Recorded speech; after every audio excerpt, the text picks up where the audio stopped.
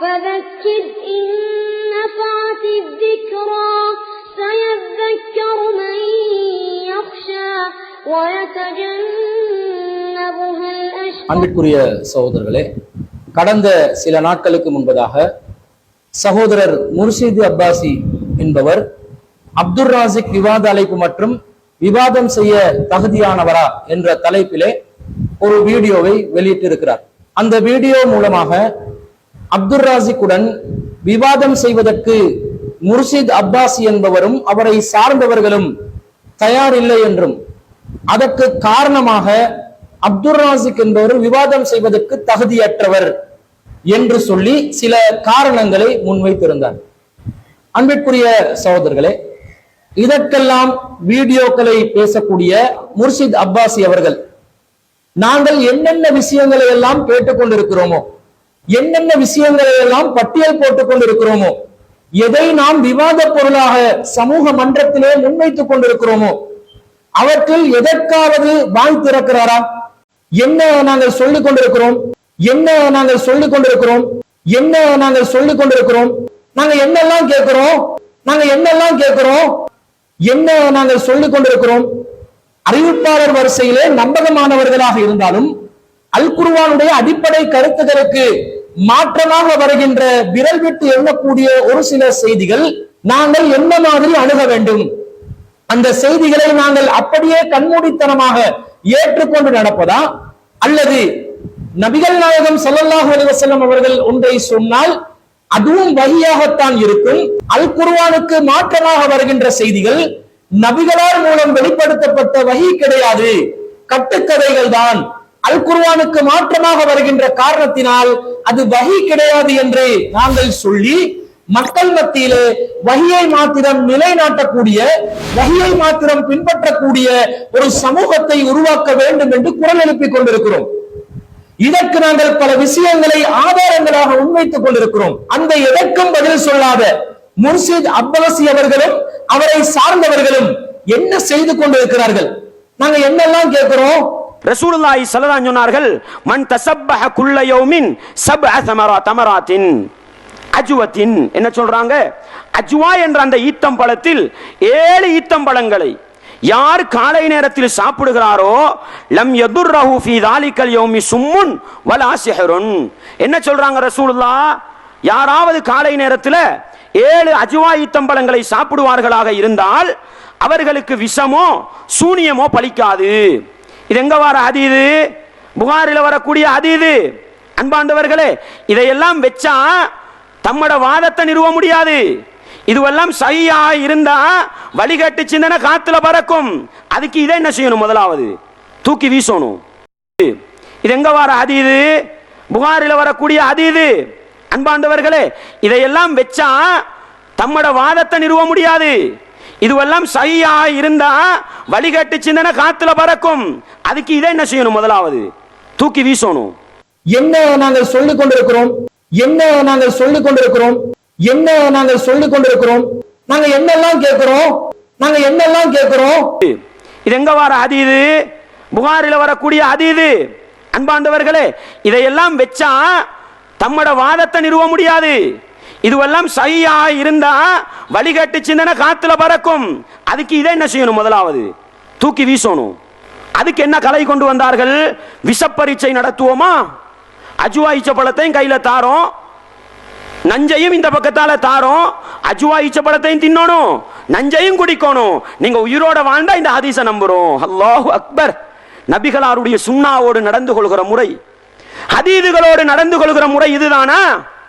அன்பார்ந்தவர்களே, ரசூலுல்லாஹி ஸல்லல்லாஹு அலைஹி வஸல்லம் சுன்னாக்களை பரிசோதனை செய்துதான் ஏற்றுக்கொள்ள வேண்டுமா? நபிகளார் ஸல்லல்லாஹு அலைஹி வஸல்லம் அவர்கள் ஒரு நாள் நபித்தோழர்கள் இருக்கிற மஜ்லிஸ்ல சொல்றாங்க, ஒரு மனிதன் மாட்டுக்கு மேலால ஏறி சவாரி செய்து கொண்டு போகிறான். அந்த நேரத்தில் அந்த மாடு அந்த மனிதனை திரும்பி பார்த்து சொல்லுது, மனிதா, நான் சவாரி செய்யறதுக்கு படைக்கப்படலப்பா, நான் உழுவுறதுக்கு விவசாயம் செய்யறதுக்கு படைக்கப்பட்டிருக்குதுன்னு மாடு பேசிச்சுதான்.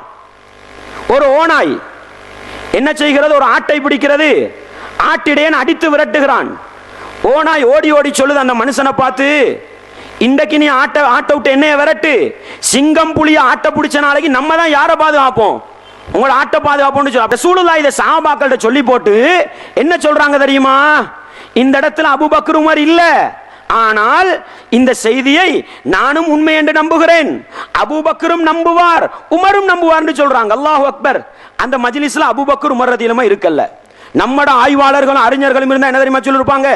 என்னங்க டூப்புடுறீங்க நீங்க, ஒரு மாட்டை கொண்டு பேச சொல்லுங்க நம்புறோம், அப்படியா சொல்லுவாங்க? ஒரு ஓனாயை வந்து பேச சொல்லுங்க நம்புறோம், அப்படியா சொன்னாங்க சஹாபாக்கள்? அந்த இடத்தில் இல்லாத அபூபக்கரும் உமரும் இதை நம்புவார்கள். ரசூலா என்ன செஞ்சாங்க? அன்பார்ந்தவர்களே, இஸ்லாமிய உறவுகளே, அந்த அளவுக்கு நம்பிக்கையோடு சார்ந்த மார்க்கத்தில் இருந்து கொண்டு ஆய்வு ரீதியாக புறப்பட்டு விட்டார்களாம். அட கருத்து வேற்றும் உள்ள மசாலாண்டா ஆய்வு பண்ணப்பா, நபிகளார் சுன்னா தெளிவு வந்த பிறகு ஆய்வு பண்ணலாமா? ஆய்வு நடத்தினால் என்ன நடக்கும் தெரியுமா? ரசூலுல்லாஹி ஸல்லல்லாஹு அலைஹி வஸல்லம் இடத்துல ஒரு நபி தோழர் வருகிறார். முஸ்லிம்ல வரக்கூடிய ஹதீஸ். அல்லாஹ்வின் தூதரே, நேற்று இரவு என்னை ஒரு தேல் அக்ரப் நட்டுவாக்காளி என்னை தீண்டி விட்டது. உடனே ரசூலுல்லாஹி ஸல்லல்லாஹு கேக்குறாங்க, அம்மா லவ் குல்த ஹீன அம்சைத அஊது பிகலிமாத்தில்லாஹி தாம்மாத்தி மின் ஷர்ரி மா ஹலக். அஊது பிகலிமாத்தில்லாஹி தாம்மாத்தி மின் ஷர்ரி மா ஹலக் என்ற அந்த துஆவனி மாலை நேரத்தில் ஓதலையாண்டு கேட்கிறாங்க. அவர் சொல்றாரு, ஓதல் அல்லாஹ்வின் தூதரே. ரசூலுல்லாஹ் சொல்றாங்க, நீ அதை ஓதினா உனக்கு தீங்கு வந்திருக்காதே, உனக்கு பாதிப்பு வந்திருக்காதேன்றாங்க. அப்ப ரசூலுல்லாஹ் என்ன சொல்லி தர வராங்க? மாலையில அந்த துஆவை ஓதினா இரவையில விஷஜந்துக்கள் என்ன செய்யாது? தீண்டாது. இது ஹதீஸ் தானே? இதை ஏற்றிருக்கிறாங்களோ மறுத்து இருக்கிறாங்களோ இதுவரைக்கும் எனக்கு தெரியாது. நான் நினைக்கிறேன் இது ஒரு துஆவா அங்கீகரிச்சிருக்கிறாங்கன்னு நினைக்கிறேன். அன்பார்ந்தவர்களே, விஷப்பரீட்சை செய்வோமா? ஒரு ரூமுள்ளுக்கு நட்டுவாக்காளி அப்படியே அள்ளி கொட்டி போட்டு இந்த துஆ ஓதிட்டு போ பார்க்க. பாதிப்பு வந்தா ஹதீஸ் போய், பாதிப்பு வராட்டி ஹதீஸும். அப்படியா டெஸ்ட் பண்றது? ஈமானோடு சார்ந்ததப்பா, ஈமானோடு விளையாட கூடாது. இதை ஓதினால் அல்லாஹ் பாதுகாப்பு தருவான் என்று நம்புங்கள். ஆயத்துல் குர்சி ஓதினா சைத்தானை விட்டு பாதுகாப்பு இருக்குதுன்றாங்க. சைத்தானை வச்சு எப்படி பல பரீட்சை பண்றது முடியுமா? அல்லாஹ்வோட தூதர் சொன்னாங்கப்பா, நான் ஓதுறேன், அவ்வளவுதான். அதுக்கு மேல என்ன வேலை இருக்குது? ரசூலுல்லாஹி ஸல்லல்லாஹு அலைஹி வஸல்லம் சொன்னாங்க, யாராவது ஒரு மனிதன் ஒரு ஊரிலே ஒரு கிராமத்திலே போய் இறங்குகிறான், இறங்கிய உடனே அஊது பிகலிமாத்தில்லாஹி தாம்மாத்தி மின் ஷர்ரி மா ஹலக் என்று ஓதினால் அவனுக்கு என்ன வராது? எந்த தீங்குமே வராது. இஸ்ரேல்காரன் என்ன செஞ்சுக்கிட்டு இருக்கிறான்? பலஸ்தீனத்துக்கு பொம்சா அள்ளி போட்டுக்கிட்டு இருக்கிறான், குண்டு மழை பொழிஞ்சுக்கிட்டு இருக்கிறான். நம்ம போய் நேரா பொம்சுக்கு நேரா நிக்கிறோம். நான் பயணி இதை ஓதிக்கிட்டு தான் வந்திருக்கிறேன். பொம்சு விழுந்தால் என்ன நடக்காது, நடந்தா ஹதீஸ் போய். அப்படியா? நல்ல ஆய்வுடா இது. இப்படி ஆய்வு பண்ணினா முதலாவது உலகத்துல தூக்கி வீச வேண்டியதே தெரியுமா? அல்லாஹ் பாதுகாக்கணும். இப்படியே போனால், பல பரீட்சையில் போனால் பரீட்சை செய்து செய்து ஒவ்வொரு ஹதீஸாக கலட்ட வேண்டி வரும். அல்லாஹ் பாதுகாக்க வேண்டும். நபிகளாருடைய காலத்தில் இதற்கு அடிப்படை இருக்கிறது. ஒரு நபித்தோழர் வருகிறார், அல்லாஹ்வின் தூதரே, என்னுடைய சகோதரனுக்கு வயிற்றுப்போக்கு, என்னுடைய சகோதரனுக்கு வயிற்றுப்போக்கு, நபிகளார் தேன்பானியை குடிக்க கொடப்பான்னு சொன்னாங்க. ஒரு தடவை குடிச்சிட்டு வந்து சொன்னாங்க, நோய் குணமாகல. குடிக்க கொடப்பா ரெண்டாவது தடவை, மூணாவது தடவை, 3 தடவையும் என்ன செய்யல, நபிகளார் மருத்துவத்தை சொல்லி நோய் குணமாவல்ல. 4வது தடவை நபிகளா சொன்னாங்க, தேன்பானி என்பது மருத்துவம் தான், உன்னுடைய சகோதரன் வயிறு ஏற்றுக்கொள்ளல போய் சொல்கிறது.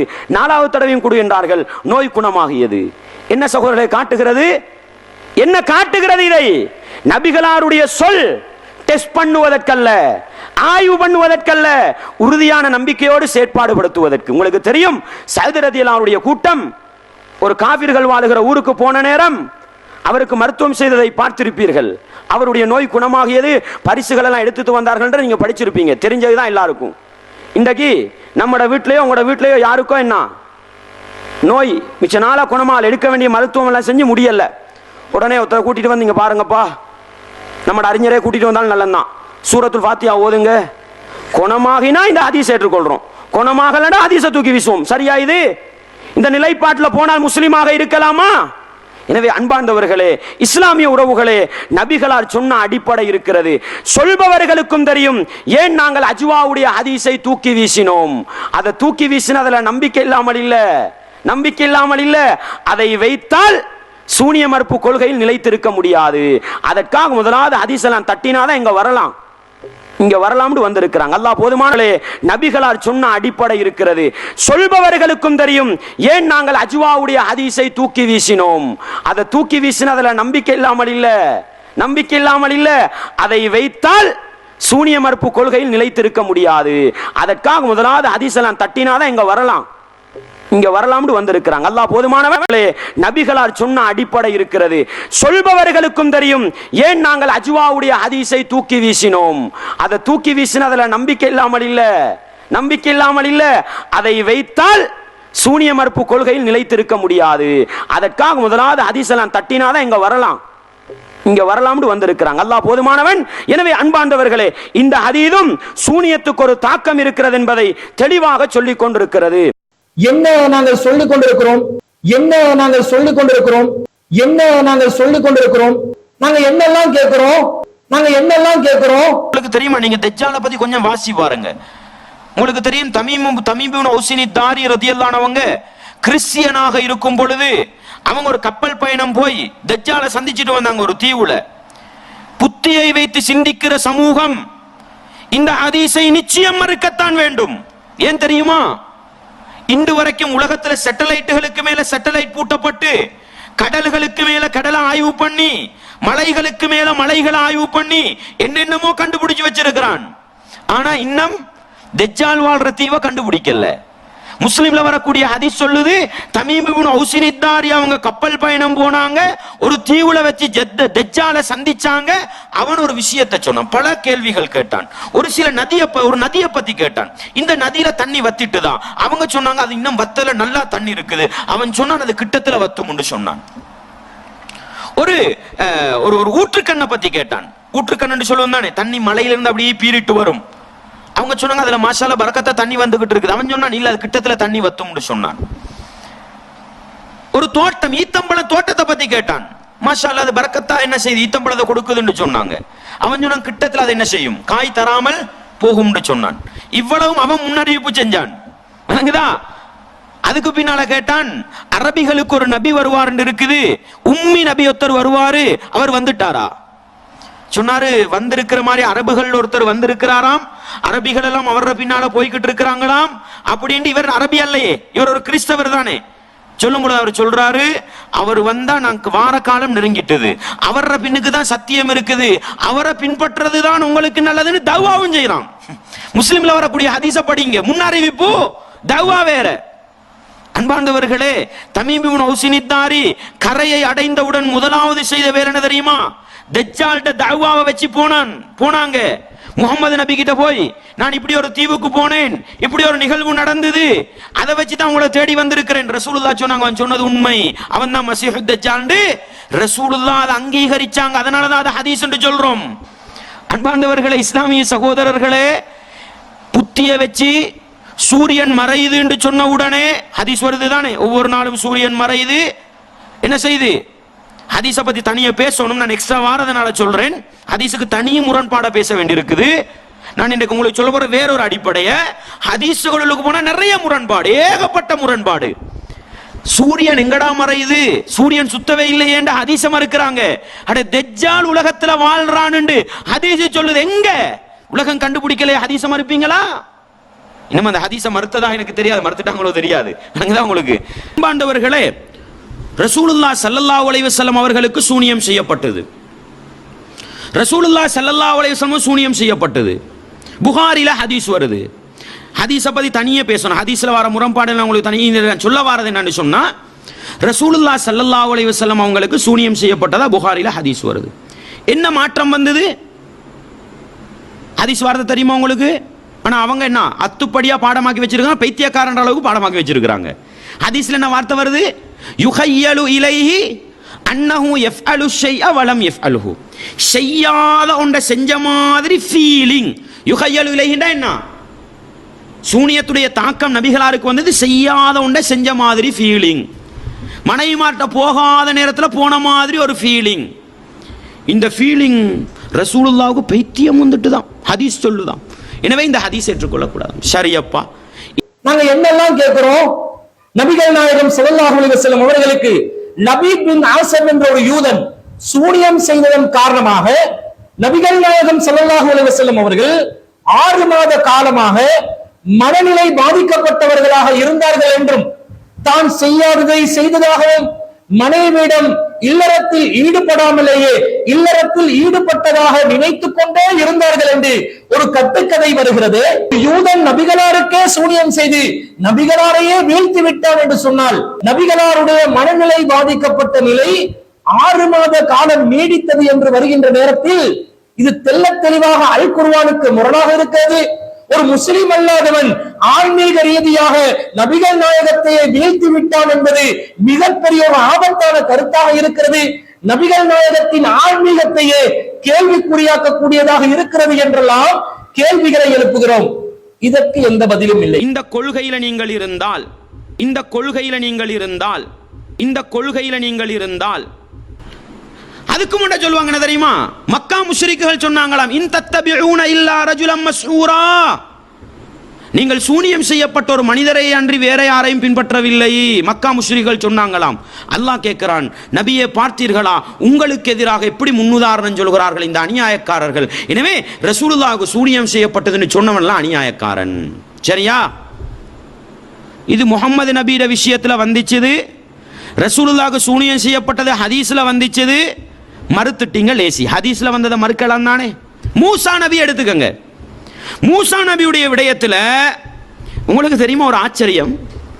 இந்த ரசூலுல்லாஹ்வுக்கு மக்கா முஷ்ரிக்குகள் சூனியம் செய்யப்பட்டவர் என்று சொன்னதும், மூசா நபிக்கு ஃபிரௌன் சூனியம் செய்யப்பட்டவர் சொன்ன ஒரே சூறால தான் வருது. ஒரே சூறால.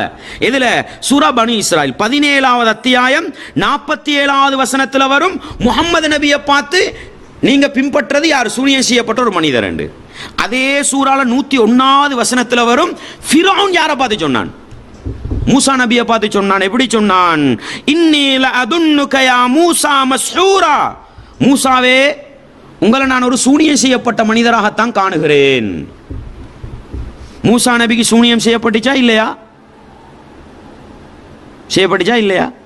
முரண்பாட்டை சொல்றேன் பாருங்க.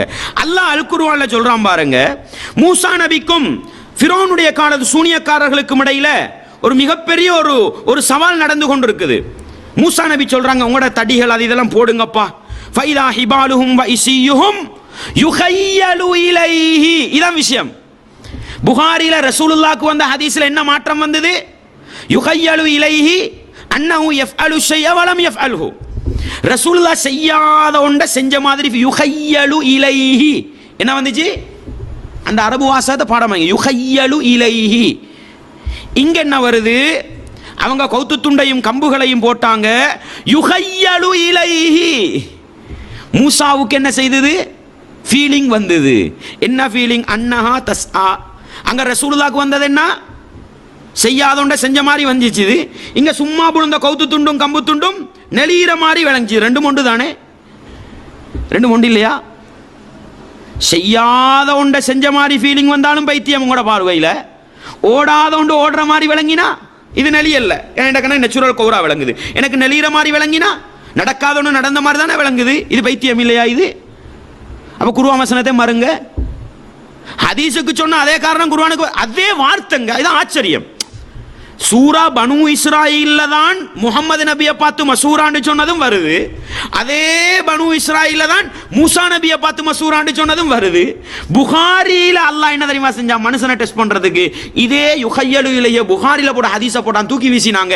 அதே யுஹய்யலு இலைஹி குர்ஆன்ல வந்துச்சு. அதை மறுக்கேலா. எந்த அளவுக்கு டேஞ்சர் தெரியுமா? ரசூலுல்லாஹ் பயந்து ஓடல்ல, விளங்கிச்சா? ரசூலுல்லாஹ் ஆயிஷா நாயிட்ட போய் சொன்னாங்க, ஆயிஷாவே எனக்கு இப்படி ஒரு ஃபீலிங் கொண்டு வருது, என்னண்டு விளங்கல்ல அப்படி சொன்னாங்க. மூசா நபி என்ன தெரியுமா செஞ்சாங்க? ஃபௌஜஸ ஃபீ நஃப்ஸிஹி ஹீஃபதம் மூசா. கௌத்து துண்டும் கம்பு துண்டும் தான் கண்ணால விழுந்துச்சு, கண் முன்னுக்கு நெளிகிற மாதிரி விளங்குது. ஃபௌஜஸ ஃபீ நஃப்ஸிஹி ஹீஃபதம் மூசா. மூசா நபி தண்ட உள்ளத்தில் பயத்தை உணர்ந்தார். பயத்தாங்க. அல்லாஹ் சொன்னா அதை கொஞ்சம் கீழே போடுங்க. போட்டா பாம்பாவிச்சு. அது நேச்சுரல் பாம்பா இல்லையா? உண்மையான பாம்பா இல்லையா? அல்லாஹ் சொல்றான் சுஅபானும் முபீன், தெளிவான பாம்பு, அங்க சந்தேகம் இல்லை. அந்த பாம்பை கண்டு ஓடினாங்க மூசா நபி. அல்லாஹ் சொன்னா மூசாவே புடிங்க, இது பாம்பு இல்ல, இது என்ன கம்பு, புடிங்க. புடிச்சா கம்பாவிச்சு. இந்த ட்ரைனிங் கொடுத்த மூசா நபி கம்பு துண்டையும் கௌத்து துண்டையும் பார்த்து ஓடுவாங்களா? நான் கேட்கிறேன். நானும் நீங்களும் ஓடினா ஆச்சரியம் இல்லை. மூசா நபி ஏற்கனவே உண்மையான பாம்பை கண்டு ஓடி அதை பயப்படாம அல்லாஹ்ட பேச்சை கேட்டு பிடிச்சவங்க கவுத்து துண்டுக்கும் கம்பு துண்டுக்கும் ஓடுவாங்களா? இல்லைங்க. அங்க கவுரு துண்டு கம்பு துண்டு விழும் பொழுது என்ன பிறண்டிச்சு கண். இது பைத்தியம் இல்லையா? இது ஹதீஸ்ல யுஹையலு இலைஹி வந்தா பைத்தியம், குர்ஆன்ல அதே யுஹையலு இலைஹி வந்தா அது பைத்தியம் இல்ல, அது அல்லாஹ்வுடைய அற்புதம். அப்படியா? என்னங்க இது முரண்பாடு? அன்பாண்டவர்களே, இஸ்லாமிய உறவுகளே, நிதானமாக அல்லாஹ்வை பயந்து குர்ஆனையும் சுன்னாவையும் நேசிக்கிற மக்களாக இருந்தால் நிதானமாக சிந்தித்து பாருங்கள். மிகப்பெரிய ஒரு வழிகேடு எங்களுடைய தலைக்கு மேலால் அமர்ந்து கொண்டு எங்களை நரகத்தின் பக்கம் அழைத்து கொண்டு செல்கிறது என்பதை நானும் நீங்களும் மறந்துவிடக் கூடாது. எனவே மூசா நபியிட விஷயத்திலையும் மஸ்ஹூரா, அப்ப இது மூசா நபி ரசூலுல்லாஹ் பயந்து ஓடல்ல. ஆயிஷா நாயிட்ட போய் சொன்னாங்க, ஆயிஷாவே எனக்கு இப்படி ஒன்று இருக்குது, எங்களுக்கு வருமா வராதா? நீங்க அல்லாஹ் பயந்து சொல்லுங்களேன், அல்லாஹ் பயந்து சொல்லுங்களேன். சில நேரம் செய்யாத ஒன்று செஞ்ச ஃபீலிங் வருதா இல்லையா? அல்லாஹ் பயந்து சொல்லுங்க, நீங்க யாருக்கும் பேச தேவையில்லை. வருதா இல்லையா? வருதா இல்லையா? மனுஷனுக்கு இயல்பா வாரது உண்டுங்க. சில நேரம் லுகர்த்தோதுட்டு போய் நாங்க அப்படி கட்டி புட்டுவத்தில் உட்கார்ந்தா தூக்கம் போகுது, எலும்பி கொஞ்சாதி சாப்பாட்டுக்கு கூப்பிடக்கூட தான் திண்டாச்சின்ற சிந்தனை வருது, பார்த்தா திண்டி இல்லை. வருதா இல்லையா? ஒவ்வொருத்தர வாழ்க்கையிலும் வருதா இல்லையா? இது சாதாரணமுங்க. இதை கொண்டு போய் பைத்தியமாக்கி மென்டலாக்கி ஹதீஸ மறுக்கணுமா? அட நீ ஹதீஸ மறுக்கிறண்டா குர்ஆனை மறு. ஒரு வகையில் என்ன நியாயம்னு சொல்லலாம். ஏன்? அதே கேட்டகரி, அதே கான்செப்ட், அப்படிதானே? மஸ்ஹூராண்டு மூசா நபிக்கும் வந்துச்சு, ரசூலுல்லாஹ்க்கும் வந்துச்சு. மஸ்ஹூராவுக்குள்ள விளக்கம், மூசா நபியும் சூனியம் செய்யப்பட்டு ஓடினாங்க, ரசூலுல்லாஹ்க்கும் பாதி. ஹதீஸ்ல வந்ததை தூக்கி வீசினீங்க, குர்ஆன்ல. இதுதான் முரண்பாடுன்றது. இந்த முரண்பாடு தான் என்னை சத்தியத்தில் ஆழமாக வைத்திருக்கிறதுன்றதை நான் உங்களுக்கு சொல்லிக் கொள்றேன். நாங்க என்னெல்லாம் கேட்கிறோம்? நபிகள் நாயகம் ஸல்லல்லாஹு அலைஹி வஸல்லம் அவர்களுக்கு லபீத் பின் ஆஸம் என்ற ஒரு யூதன் சூனியம் செய்ததன் காரணமாக நபிகள் நாயகம் ஸல்லல்லாஹு அலைஹி வஸல்லம் அவர்கள் 6 மாத காலமாக மனநிலை பாதிக்கப்பட்டவர்களாக இருந்தார்கள் என்றும், தான் செய்யாததை செய்ததாகவும், மனைவியிடம் இல்லறத்தில் ஈடுபடாமலேயே இல்லறத்தில் ஈடுபட்டதாக நினைத்துக் கொண்டே இருந்தார்கள் என்று ஒரு கட்டுக்கதை வருகிறது. யூதன் நபிகளாருக்கே சூனியம் செய்து நபிகளாரையே வீழ்த்தி விட்டான் என்று சொன்னால், நபிகளாருடைய மனநிலை பாதிக்கப்பட்ட நிலை 6 மாத காலம் நீடித்தது என்று வருகின்ற நேரத்தில் இது தெள்ளத் தெளிவாக அல் குர்ஆனுக்கு முரணாக இருக்கிறது. ஒரு முஸ்லிம் அல்லாதவன் ஆன்மீக ரீதியாக நபிகள் நாயகத்தையே வீழ்த்தி விட்டான் என்பது மிகப்பெரிய ஒரு ஆபத்தான கருத்தாக இருக்கிறது. நபிகள் நாயகத்தின் ஆன்மீகத்தையே கேள்விக்குறியாக்கக்கூடியதாக இருக்கிறது என்றெல்லாம் கேள்விகளை எழுப்புகிறோம். இதற்கு எந்த பதிலும் இல்லை. இந்த கொள்கையில நீங்கள் இருந்தால், இந்த கொள்கையில நீங்கள் இருந்தால், இந்த கொள்கையில நீங்கள் இருந்தால், அப்ப இது மூசா நபி ரசூலுல்லாஹ் பயந்து ஓடல்ல. ஆயிஷா நாயிட்ட போய் சொன்னாங்க, ஆயிஷாவே எனக்கு இப்படி ஒன்று இருக்குது, எங்களுக்கு வருமா வராதா? நீங்க அல்லாஹ் பயந்து சொல்லுங்களேன், அல்லாஹ் பயந்து சொல்லுங்களேன். சில நேரம் செய்யாத ஒன்று செஞ்ச ஃபீலிங் வருதா இல்லையா? அல்லாஹ் பயந்து சொல்லுங்க, நீங்க யாருக்கும் பேச தேவையில்லை. வருதா இல்லையா? வருதா இல்லையா? மனுஷனுக்கு இயல்பா வாரது உண்டுங்க. சில நேரம் லுகர்த்தோதுட்டு போய் நாங்க அப்படி கட்டி புட்டுவத்தில் உட்கார்ந்தா தூக்கம் போகுது, எலும்பி கொஞ்சாதி சாப்பாட்டுக்கு கூப்பிடக்கூட தான் திண்டாச்சின்ற சிந்தனை வருது, பார்த்தா திண்டி இல்லை. வருதா இல்லையா? ஒவ்வொருத்தர வாழ்க்கையிலும் வருதா இல்லையா? இது சாதாரணமுங்க. இதை கொண்டு போய் பைத்தியமாக்கி மென்டலாக்கி ஹதீஸ மறுக்கணுமா? அட நீ ஹதீஸ மறுக்கிறண்டா குர்ஆனை மறு. ஒரு வகையில் என்ன நியாயம்னு சொல்லலாம். ஏன்? அதே கேட்டகரி, அதே கான்செப்ட், அப்படிதானே? மஸ்ஹூராண்டு மூசா நபிக்கும் வந்துச்சு, ரசூலுல்லாஹ்க்கும் வந்துச்சு. மஸ்ஹூராவுக்குள்ள விளக்கம், மூசா நபியும் சூனியம் செய்யப்பட்டு ஓடினாங்க, ரசூலுல்லாஹ்க்கும் பாதி. ஹதீஸ்ல வந்ததை தூக்கி வீசினீங்க, குர்ஆன்ல. இதுதான் முரண்பாடுன்றது. இந்த முரண்பாடு தான் என்னை சத்தியத்தில் ஆழமாக வைத்திருக்கிறதுன்றதை நான் உங்களுக்கு சொல்லிக் கொள்றேன். அன்பாண்டவர்களே, இஸ்லாமிய சகோதரர்களே, அடுத்தது பாருங்க. நான் நிறைய இருக்குது, விளங்குதா? நான் 2வது பாட்டு ஒன்று போட்டு உங்களுக்கு ஹதீஸ்ல எப்படி எல்லாம் முரண்படுறாங்கிறத நான் சொல்றேன். கடைசியா ஒன்று மட்டும் சொல்லிக் கொள்றேன். அஜ்வா ஈச்சப்பழம் திண்டா என்ன? மன் தஸப்பஹ பிஸபி அஜ்வத்தின் லம் யுதுர்ரஹு சும்முன் வலா சிஹ்ருன். ரசூலுல்லாஹ் சொன்னாங்க, யார் காலையில் 7 ஈத்தம்பழங்களை சாப்பிடுகிறாரோ, அஜ்வாவுடைய ஈத்தம்பழங்களை சாப்பிடுகிறாரோ, அவருக்கு நஞ்சும் சூனியமும் பாதிப்பை லம் யதுர்ரஹு தீங்கை ஏற்படுத்தாது. இந்த ஹதீஸை வச்சுக்கொண்டு அவங்களுக்கு சூனிய மறுப்பு கொள்கை நிலைநாட்டேலா? விளங்குதா? அதுக்கு நான் இந்த ஹதீஸ் எங்கப்பா குர்ஆனுக்கு எந்த குர்ஆன் வசனத்துக்கு முரண்பட்டுச்சு கேளுங்க. ஒன்றுக்கும் உங்களோட கொள்கைக்கு முரண்பட்டுச்சு இது. அதனால ஹதீஸை தூக்கி வீசினீங்க. கேட்டா உடனே என்ன தெரியுமா சொல்லுவீங்க? வாரீங்களா, இந்த நஞ்சு போத்தல் ஒண்டிக்கு குடிக்கணும், அஜுவா ஈச்ச பழத்தை திண்டுட்டு குடிக்கணும். டெஸ்ட் பண்ணுவோமா? நல்ல கொள்கை இதானே உங்களோட கொள்கை, டெஸ்டிங் கொள்கை தானே. ஈச்சப்பழம் 7 வச்சு கொள்ளணும், சுபகோட தின்னணும், ஒரு 9-10 மணிக்கு நஞ்சா குடிக்கணும். எஃபெக்ட் ஆகுதா இல்லையா? அட இஸ்லாம் சொல்லுது தற்கொலை செய்ய வானமண்டு. உனக்கு யாராலும் போட்டு தந்தா அது பழிக்கலன்னு முடிவெடு. 7 மைல தான் ரசூலுக்கு போட்டு கொடுத்தாங்களா இல்லையா? பழிச்சிச்சா? ரசூலுக்கு திண்டாங்க தானே. ரசூலுல்லா மரணப்படுக்கையில் இருக்கும் பொழுது சொன்னாங்க தானே, அன்று கைபர் யுத்தத்தின் பொழுது ஊட்டப்பட்ட நஞ்சின் சூட்டை உடம்பில் உணர்கிறேன் என்று சொன்னாங்க. ரசூலா மௌத்தா போனாங்களா? அதால பாதுகாக்கப்பட்டாங்க தானே. ரசூலா அஜுவா ஈச்ச பழம் திண்டிக்கலாம். 7 மைல தான் விளங்க, 7 மைல தான் விளங்க. அன்பாண்டவர்களே, இஸ்லாமிய சகோதரர்களே, டெஸ்டிங்க்கு வந்தா இதை கொள்கையை நீங்க கொள்கையா வச்சுக்கொள்ளணும். சரி, உங்களோட கொள்கை சரின்னு நீங்க சொல்றேன்டா, இது உங்களோட கொள்கையா இருக்கணும், முரண்பாடு வரக்கூடாது. அஜுவா ஈச்சப்பழத்தை திண்டுட்டு நஞ்ச குடிச்சு சாவாட்டி ஹதீஸ் உண்மை, செத்தா ஹதீஸ் போய். சரி, முஸ்லிம்ல வரதே ஒரு ஹதீஸ், ஒரு நபி தோழர் வந்தாரு, அல்லாஹ்வின் தூதரே லதகத்னினா மாலகீது மின் அக்ரபின் லதகத்னியல் பாரிஹா, அல்லாஹ்வின் தூதரே நேத்திரவு நான் என்னைய வந்து என்ன செஞ்சிட்டது, ஒரு தேல் கொத்திட்டது. தேல் நட்டுவாக்காளி இருக்குத்தானே, அது கொத்திட்டதுன்னு சொன்னாங்க. ரசூல்லா உடனே கேட்டாங்க, அமாலவு குல் தஹீனா அம்சைத்த, மாலை நேரத்தில் நீ அஊது பி கலிமாத்தில்லாஹி தாம்மாத்தி மின் ஷர்ரி மா ஹலக், மாலை நேரத்தில் அஊது பி கலிமாத்தில்லாஹி தாம்மாத், அல்லாஹ்வுடைய பூரணமான வார்த்தைகளை கொண்டு அல்லாஹ்வுடைய படைப்பினங்களிலிருந்து நான் பாதுகாப்பு தேடுகிறேன் ஓதினீங்களா? லம் யதுர்ரக அல்லது லம் ததுர்ரக, உமக்கு எந்த தீங்கையும் அதை ஏற்படுத்தாது சொன்னாங்க தானே. மாலையில யார் அஊது பி கலிமாத்தில்லாஹி தாம்மாத்தி மின் ஷர்ரி மா ஹலக் என்று ஓதுறாரோ அவருக்கு என்ன செய்யாது, எந்த விஷ ஜந்துக்களும் பாதிப்பை ஏற்படுத்தாதுன்றாங்க. வாங்க என்ன தெரியுமா செய்வோம், நட்டுவாக்காளி ஒரு 10-15 கூட ஒரு பக்கெட்டில் போடுற, ஓதிக்கொண்டு நிற்கணும். நீங்க கடிச்சா ஹதீஸ் உண்மை, ஆனா கடிக்காட்டி ஹதீஸ் உண்மை, கடிச்சா ஹதீஸ் போய் டெஸ்ட் பண்ணுவோமா? கொள்கைண்டா கொள்கையா இருக்கணும். உங்கள்கிட்ட இருக்கிற முரண்பாடு தான் எங்களை சத்தியத்தில் இன்னும் ஆழமாக வைத்திருக்கிறது. ரசூலுல்லாஹ் ஸல்லல்லாஹு அலைஹி வஸல்லம் அவங்க சொன்னாங்க, ஹவுலா பின்த் ஹக்கீம் அஸ்ஸலமியா சுலமியா ரதியல்லாஹு அவங்க சொல்றாங்க, ரசூலுல்லாஹ் சொல்றதை நான் கேட்டிருக்கிறேன், மன் நஸல மன்சிலன் சும்மா கால், யாராவது ஒரு ஊருக்கு போய் புதிய ஒரு இடத்துக்கு போய் இறங்கி அஊது பி கலிமாத்தில்லாஹி தாம்மாத்தி மின் ஷர்ரி மா ஹலக்னு ஓதினா லம் யதுர்ரஹு ஷைஉன் ஹத்தா யர்தஹில மின் மன்சிலிஹி தாலிக, அந்த இடத்துல இருந்து அவர் போகும் வரைக்கும் அவருக்கு எந்த தீங்கும் வராது. எங்க போய் இறங்கணும்? ஆப்பிரிக்கா காட்டில் போய் இறங்கணும். இந்த துஆ ஓதிக்கொண்டு ஒரு நாளைக்கு ஈக்கணும். அப்பதான் இந்த ஹதீஸ் உண்மை. நல்லமா டெஸ்ட் பண்றதுக்கு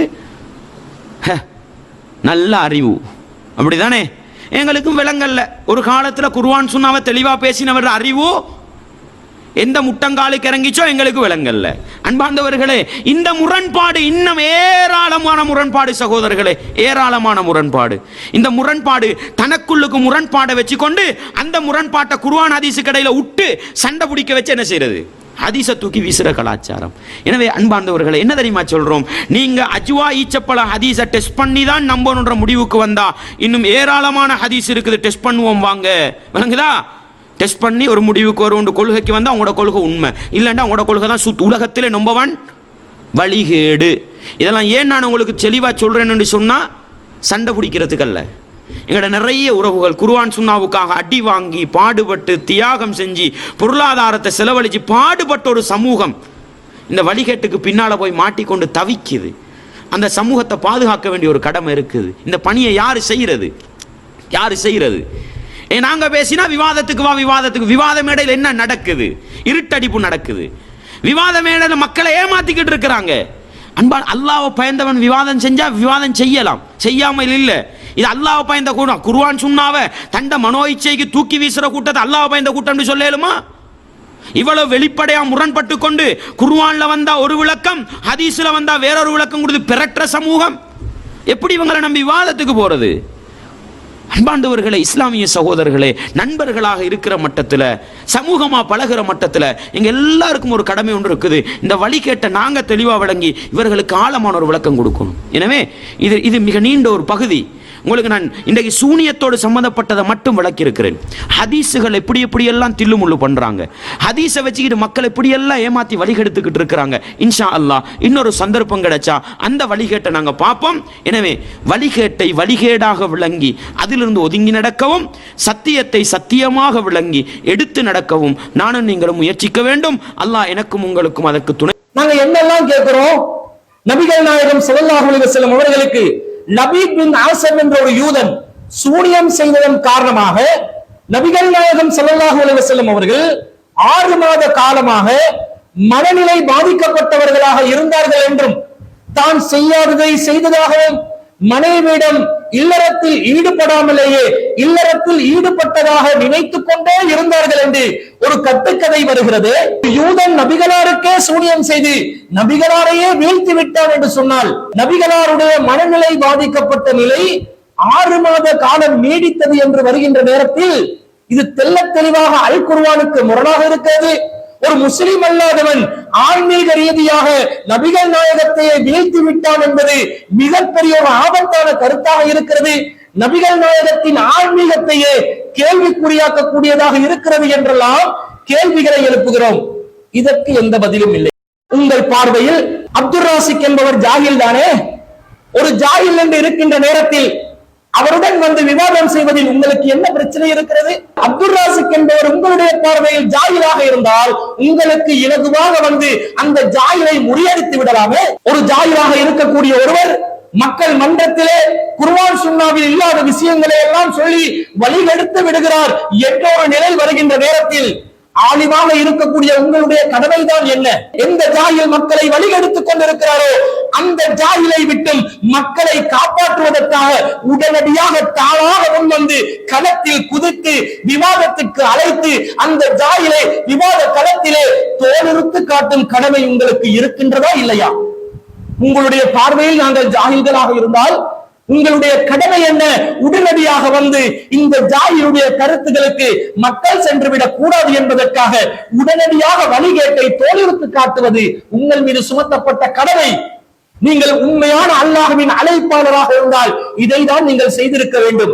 இதெல்லாம் ஏன் நான் உங்களுக்கு தெளிவா சொல்றேன்னு சொன்னா, சண்டை பிடிக்கிறதுக்கு அல்ல.